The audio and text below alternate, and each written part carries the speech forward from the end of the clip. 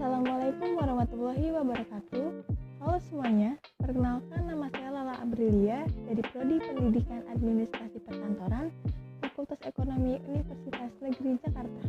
Pada kesempatan kali ini, saya akan memaparkan kepada kalian semua, khususnya kepada siswa-siswi SMK jurusan Administrasi Perkantoran, mengenai apa saja sih perlengkapan dan peralatan yang digunakan dalam pengelolaan kearsipan. Nah, sebelum kita mengetahui apa saja sih peralatan dan perlengkapan yang digunakan dalam kearsipan, kita harus tahu dulu nih, apa pengertian dari kearsipan itu sendiri.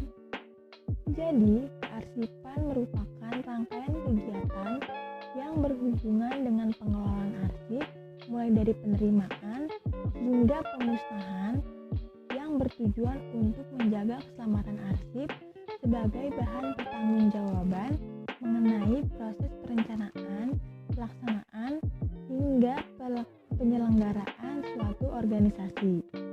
Nah, berikut ini akan saya jelaskan beberapa peralatan dan perlengkapan yang digunakan dalam pengelolaan arsip. Disimak baik-baik ya.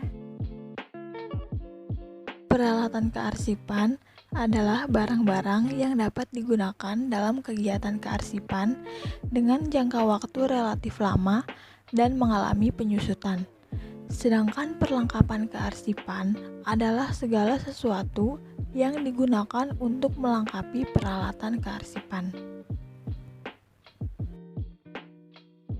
Peralatan kearsipan yang pertama yaitu ada filing cabinet. Filing cabinet yaitu lemari arsip yang terdiri dari beberapa laci. Nah, setiap lacinya ini dapat menampung 5.000 lembar arsip. Surat yang disusun dalam filing cabinet ini berdiri tegak lurus atau vertikal berderet ke belakang. Filing cabinet berguna untuk menyimpan arsip atau berkas yang bersifat aktif. Di depan laci filing cabinet bisa ditempelkan label untuk memudahkan mengidentifikasi berkas yang ada di dalamnya. Beberapa filing cabinet memiliki kunci khusus untuk menghindari pembobolan berkas yang disimpan. Yang kedua ada rotary atau alat penyimpanan berputar, yaitu semacam filing cabinet tetapi penyimpanan arsip dilakukan secara berputar. Alat ini terbuat dari bahan yang kuat seperti logam atau besi. Pada alat ini, arsip disimpan secara lateral. Rotary memang dirancang dengan sedemikian rupa untuk tujuan bisa menampung berkas lebih banyak dari lemari biasa, termasuk filing cabinet. Penggunaan rotary ini bisa membantu dalam memaksimalkan penggunaan lantai di ruang kantor. Yang ketiga ada lemari arsip, yaitu lemari tempat penyimpanan arsip dalam berbagai bentuk yang terbuat dari kayu atau besi. Lemari arsip memiliki fungsi sama seperti filing cabinet, namun bentuknya lebih mirip ke lemari pakaian. Penyimpanan pada lemari arsip ini biasanya dilakukan dengan cara memasukkan berkas ke dalam ordner lalu diletakkan secara berdiri menyamping.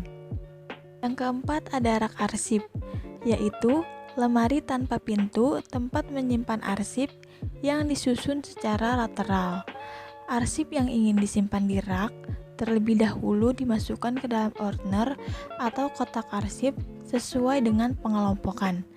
Masing-masing kelompok bisa ditempelkan dengan label namanya untuk mempermudah pengelolaannya. Yang kelima ada map arsip, yaitu lipatan yang terbuat dari karton atau kertas tebal atau plastik yang digunakan untuk menyimpan arsip atau surat. Map dapat digunakan untuk menyimpan surat-surat atau dokumen-dokumen yang tidak terlalu banyak. Jika menyimpan terlalu banyak berkas di dalamnya, akan sulit untuk ditutup, karena memang fungsinya untuk menyimpan sedikit berkas. Map arsip terbagi atas beberapa macam. Yang pertama ada stomap folio, yaitu map yang terdapat daun penutup pada setiap sisinya. Daun penutup ini berfungsi untuk menopang surat yang ada di dalamnya agar tidak jatuh. Stomap folio digunakan untuk menyimpan arsip yang masih dalam proses, tetapi juga dapat untuk menyimpan arsip yang sudah inaktif. Yang kedua ada map Snellhecter, yaitu map yang mempunyai penjepit di tengah map. Map ini tidak mempunyai daun penutup dan arsip yang disimpan bersifat inaktif tetapi juga dapat bersifat aktif. Yang ketiga, folder, yaitu map tanpa dilengkapi daun penutup dan berupa lipatan kertas tebal atau plastik saja.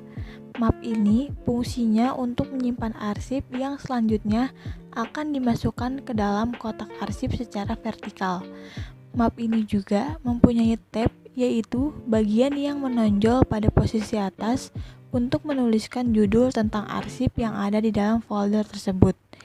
Yang keempat, ada hanging folder, yaitu folder yang mempunyai besi penggantung dan dipasang pada gawang yang ada di filing kabinet. Hanging folder juga mempunyai tab untuk menuliskan kode atau indeks arsip yang ada di dalamnya. Selanjutnya ada guide, yaitu lembaran kertas tebal atau karton yang digunakan sebagai penunjuk atau sekat pemisah dalam penyimpanan arsip. Guide terdiri atas dua bagian, yaitu tab guide dan badan guide. Tab guide yaitu bagian yang menonjol untuk menuliskan kode-kode, tanda-tanda, atau indeks. Sedangkan badan guide sendiri yaitu fungsinya untuk menopang arsip-arsip yang ada di belakangnya. Lalu ada ordner, yaitu map besar dengan ukuran punggung sekitar 5 cm yang di dalamnya terdapat besi penjepit. Arsip akan disimpan di ordner terlebih dahulu dengan menggunakan perforator. Sebelum menaruh berkas ke dalam ordner, perlu melubanginya menggunakan perforator. Lalu ada stapler, yaitu alat yang digunakan untuk menyatukan sejumlah kertas. Stapler kecil digunakan maksimum untuk 10 lembar kertas. Stapler sedang digunakan 10-20 lembar kertas, sedangkan stapler besar mampu sampai 20 lembar kertas.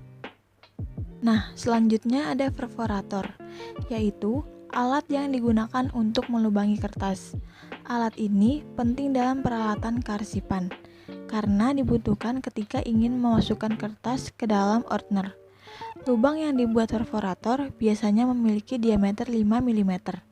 Perforator memiliki beberapa jenis berdasarkan lubang yang dimilikinya, dimulai dari 1 lubang, 2 lubang, hingga dengan 5 lubang. Selanjutnya, ada alat yang namanya numerator, yaitu alat untuk membubuhkan nomor pada lembar dokumen tanpa harus mencetaknya dengan mesin printer. Numerator bisa memiliki angka kecil atau besar, dan dengan jumlah digit tertentu. Lalu ada kotak atau box, yaitu kotak yang digunakan untuk menyimpan arsip yang bersifat inaktif.